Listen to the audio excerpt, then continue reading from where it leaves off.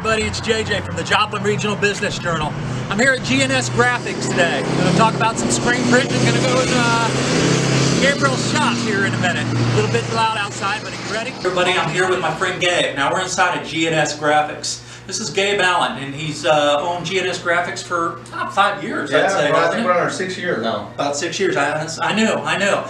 And what I really want to do, what this series is about, is just telling us the history of your business, where you're at, where you're going, and why you're here. Well, we started this actually as a hobby. We had some kids playing some Little League baseball, and it took forever to get our uniforms and our shirts, and I started YouTubing how long does it really take, how hard is it to do this.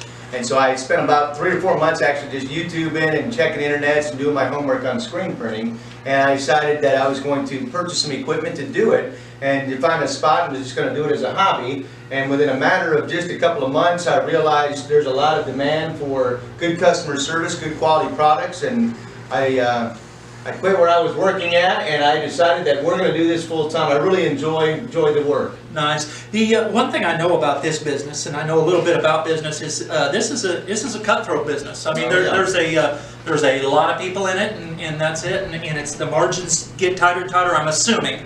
How do you work it? How do you set yourself apart? Not necessarily to other businesses, but just how do you make it in this competitive of a business, Gabe? Well, you're exactly right. I mean, this particular region is saturated with screen printing businesses. I mean, the difference of 10 cents a shirt can make the difference of whether you get the job or not. 10 cents a shirt times $200 or 200 shirts is only $20, but that could be the difference whether you get the job or not. So what we try to do and what we pride ourselves on is, number one, the customer service, getting back to customers, talking to them, helping them walk through what products they're looking for to make sure they get a good quality product. And number two, just the customer service as far as shaking the hand with the people when they make the deal, thanking them, and getting the product done right and on time with what they want.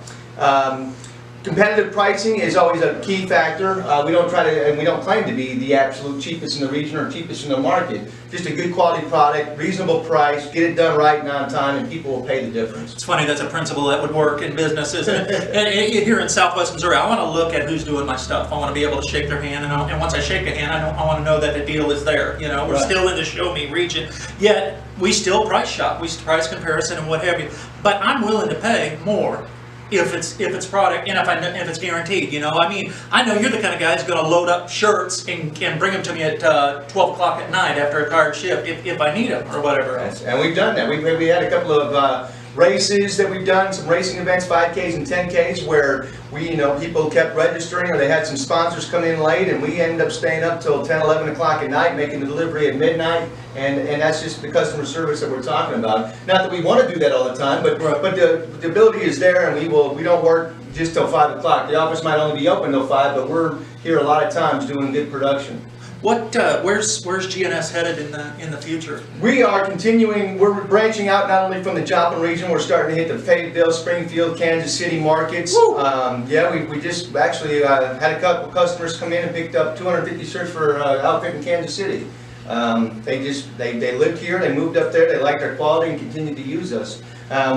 We're also hitting I've got some family up in Madison, Wisconsin. We've hit that market pretty good, and we're shipping stuff out there. So we're just trying to expand and broaden our horizons, become more of a national company. Is that what you got to do to stay afloat, or is that just what you got to do to make more money? Well, to stay afloat, again, we talk about how this market is very saturated. You know, there's only one high school in Joplin, there's only one high school in Webb City, one high school in Carl Junction, and you got 15 screen printers in the area trying to get all the same business. It comes a point that there is only so much profit margin within a shirt at some point in time. Yeah. So you can't just keep going cheaper, because you're just going to lose money. By the time you pay your rent, your electric, your help, and try to have $1 for yourself left over, there comes a time that a shirt is just too cheap to do for people. So we branch out, and we just try to take care of the region.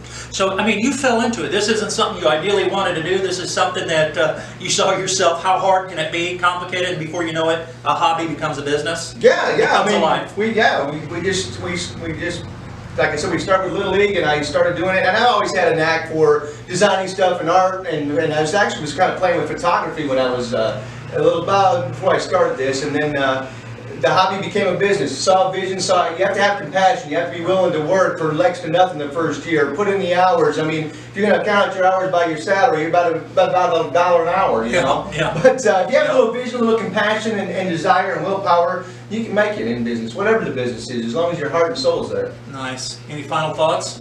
No, just as long as you've got support of your family and your wife and your kids and neighbors and whoever else can give you a hand when you start a business, that's where it's at. Gabe Allen down here at G&S Graphix. This is a Joplin Regional Business Journal, one more series. Thanks a lot, guys.